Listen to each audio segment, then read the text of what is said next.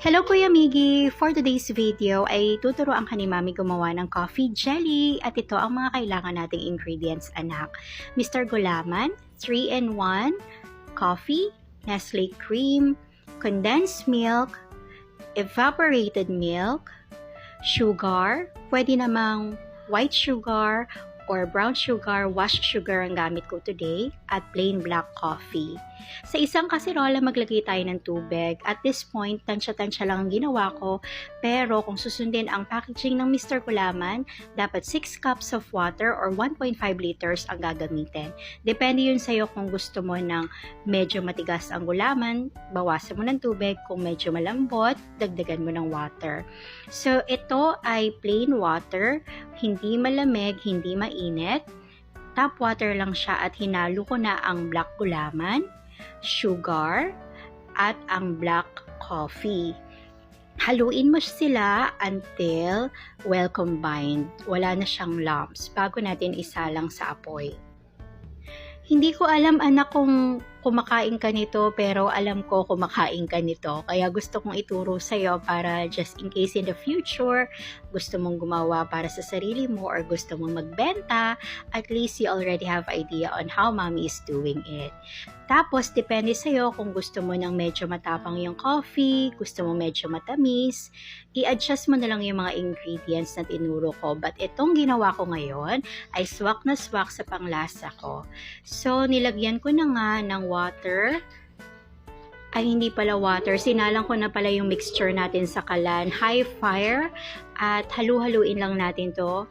Pwede mo naman siyang iwan at pag nakita mong boiling na siya, patayin mo na at haluin mo uli. Tapos may sikreto akong napanood kay Manay Mel Choice na kung ayaw mong nagtutubig yung gulaman mo, salang mo ulit siya at hinaan mo yung apoy ng sobrang hina for 5 to 10 minutes. Tapos ayan na nga, after niyang kumulo, inilagay ko na siya agad sa Tupperware kung saan natin siya papatigasin. At kita mo naman kuya, wala siyang mga water. Dati kasi yung gawa ni Mami, nagtutubig-tubig. Yung pala yung secret doon. So thank you Manay for sharing your secret. At nung tumigas na nga yung gulaman natin, hinati-hati ko na siya at i-chop na natin siya na pa-dice.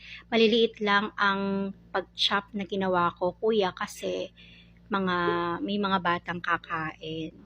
At pagkatapos natin siyang i-chop ng pa-dice, it's up to you kung ano pang style ang gusto mo. Pwedeng pa haba or pwedeng gumamit ka ng pangkayod ng buko.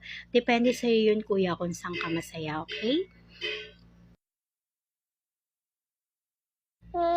Pagkatapos nating mahiwa ang mga gulaman, ilalagay natin siya ulit sa Tupperware at paghahalu-haluin natin ang mga natirang ingredients tulad ng evaporated milk. Naglalagay ako ng evaporated milk kasi ayoko na masyadong malapot yung coffee jelly, but I have two versions. Yung isa is coffee jelly, thick and creamy, at yung coffee jelly drink na katulad nito. But eventually, pag nilagay mo siya sa ref, lalapot din siya, magiging creamy din siya. And pag halu-haluin mo lang ulit yung ingredients at tikman mo kung swak na sa lasa mo, okay na yon anak. Sana may natutunan ka for today's video. I love you so much and we miss you. See you soon. Bye!